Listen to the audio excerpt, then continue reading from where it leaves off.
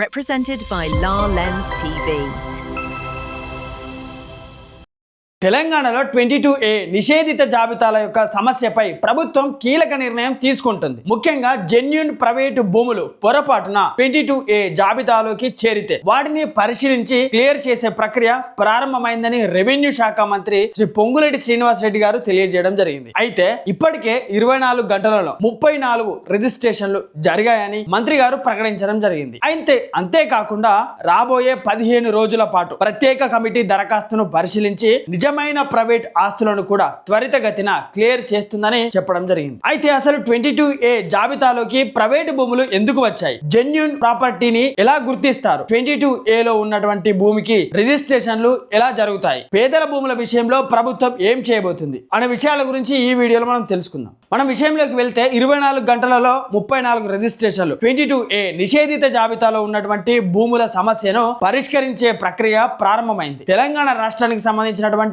Revenue శాఖ మంత్రి శ్రీ పొంగులేటి శ్రీనివాసరెడ్డి గారు తెలియజేయడం జరిగింది. ఇందులో భాగంగానే కేవలం 24 గంటలలోనే మేడ్చల్ మల్కాజ్గిరి జిల్లాలో 30, రంగారెడ్డి జిల్లాలో 4 రిజిస్ట్రేషన్లు జరిగాయని మంత్రి గారు తెలియజేయడం జరిగింది. అంటే నిషేధిత జాబితాలో ఉన్నటువంటి ప్రతి భూమిని ప్రభుత్వం అలాగే నిలిపివేయడం లేదని, నిజమైన ప్రైవేట్ ఆస్తులను గుర్తించి సమస్యను పరిష్కరించే ప్రక్రియ కొనసాగుతుందని ఆయన స్పష్టం చేయడం జరిగింది. రెండో విషయానికి వస్తే పేదల భూమికి ప్రభుత్వం రక్షణ, పేదల భూమిలో ఒక్క అంగుళం కూడా ప్రభుత్వం తీసుకోదని తెలియజేస్తున్నారు. ప్రజల యొక్క భూములు, వారి యొక్క హక్కులు, ఆస్తులను ప్రభుత్వం సంపూర్ణంగా రక్షణ కల్పిస్తుందని చెప్పడం జరిగింది. కాబట్టి 22A జాబితాలో భూమి పేరు రావడం వల్ల ప్రజలు వెంటనే భయపడాల్సినటువంటి అవసరం లేదని సంబంధిత అధికారులను పరిశీలించి సమస్యను పరిష్కరించే చర్యలు తీసుకుంటున్నారని ప్రకటనలో తెలియజేయడం జరిగింది మంత్రి గారు. మూడో విషయానికి వస్తే 22A జాబితాలో తప్పులు ఎలా వచ్చాయి అంటే, హైకోర్టు ఆదేశాల మేరకు 22A నిషేధిత భూముల వివరాలను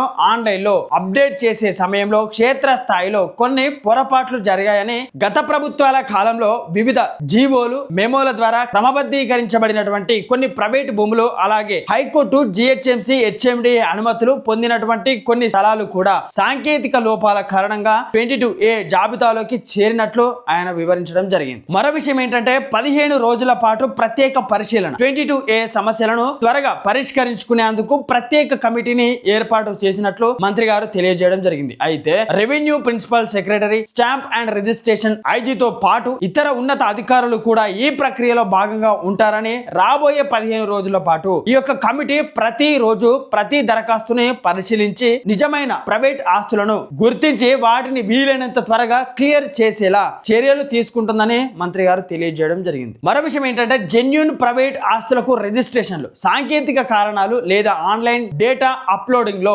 జరిగినటువంటి పొరపాట్ల వల్ల 22A నిషేధిత జాబితాలోకి వచ్చినటువంటి నిజమైన ప్రైవేట్ ఆస్తుల విషయంలో రిజిస్ట్రేషన్ ప్రక్రియ పునరుద్ధరించామని మంత్రి గారు తెలియజేయడం జరిగింది. అయితే ఇప్పటికే 24 గంటలలో 34 రిజిస్ట్రేషన్లు జరిగాయని ఆయన తెలియజేయడం జరిగింది. దీని ద్వారా జెన్యూన్ ప్రైవేట్ ఆస్తుల సమస్యలను గుర్తించి పరిష్కరించే ప్రక్రియ ప్రారంభమైంది అని కూడా ప్రభుత్వం చెబుతుంది. మరో విషయం ఏంటంటే, ప్రజల పుకార్లను నమ్మద్దు అంటే 22A నిషేధిత విషయంలో ప్రజల యొక్క పుకార్లు, రాజకీయ ఆరోపణలు మాత్రమే నమ్మకుండా తమ యొక్క భూమికి సంబంధించినటువంటి అధికారిక రికార్డును పరిశీలించుకోవడం చాలా ముఖ్యం. ఒక భూమి 22A జాబితాలో ఉందంటే అది తప్పనిసరిగా ప్రభుత్వ భూమి అని అర్థం కాదు. అదే విధంగా 22A లో పేరు లేకపోతే ఆ భూమి హక్కులు పూర్తిగా నిర్ధారించబడ్డాయి అని కూడా కాదు. సంబంధిత రెవెన్యూ రిజిస్ట్రేషన్ రికార్డును పరిశీలించడం అవసరం. 22A నిషేధిత జాబితాలోకి వచ్చినటువంటి నిజమైనటువంటి ప్రైవేటు భూముల సమస్యలను గుర్తించి పరిష్కరించేందుకు ప్రత్యేక చర్యలు ప్రారంభించామని మంత్రి గారు తెలియజేస్తున్నారు. దాంతో పాటుగా 24 గంటల్లోనే 34 రిజిస్ట్రేషన్లు జరిగాయని, రాబోయే రోజులలో 15 రోజుల పాటు ప్రత్యేక కమిటీ దరఖాస్తును పరిశీలిస్తుందని తెలియజేయడం జరిగింది. అయితే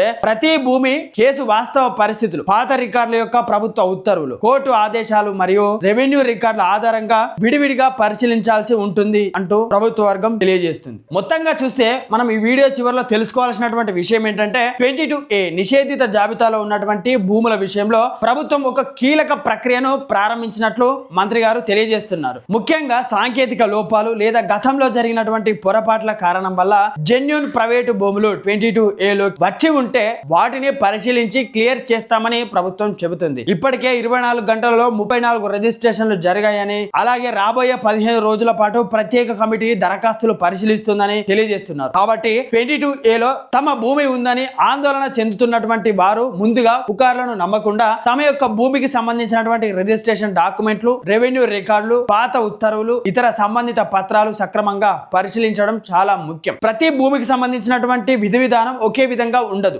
భూమి 22A లో ఎందుకు చేరింది, దానికి సంబంధించినటువంటి రికార్డులు ఏం చెబుతున్నాయి అనే అంశాలను కూడా సంబంధిత అధికారుల వద్ద పరిశీలించిన తర్వాతే సరైనటువంటి నిర్ణయం తీసుకోవాల్సి ఉంటుంది. ప్రభుత్వం చెప్పినట్లుగా జెన్యూన్ ప్రైవేట్ ఆస్తులకు త్వరగా పరిష్కారం లభిస్తే 22A కారణంగా ఇబ్బందులు ఎదుర్కొంటున్నటువంటి అనేక మంది భూ యజమానులు ఉపశమనం కలిగించే పరిణామంగా చూడవచ్చు. మీ భూమి 22A లో ఉందా? మీకు ఎలాంటి సమస్యలు ఎదురవుతున్నాయి? కామెంట్ లో తెలియజేయండి. ఈ యొక్క సమాచారం మీకు ఉపయోగకరంగా అనిపిస్తే ఈ వీడియోను లైక్ చేసి మీకు తెలిసిన వారికి, స్నేహితులకు, బంధువులకు షేర్ చేయండి. ఇలాంటి లీగల్, ల్యాండ్ మరియు ఇతర లీగల్ అప్డేట్స్ కోసం మన లాలెన్స్ టీవీని సబ్స్క్రైబ్ చేసుకోండి, బెల్ ఐకాన్ నొక్కి పెట్టుకోండి. ప్రతిరోజు ఒక లీగల్ కంటెంట్ తో మీ ముందుకు వస్తుంది లాలెన్స్ టీవీ. మరో కొత్త వీడియోతో మళ్ళీ కలుస్తాను. నేను మీ కొంగంటి రాజు ఫ్రమ్ లాలెన్స్ టీవీ నుండి. Thank you.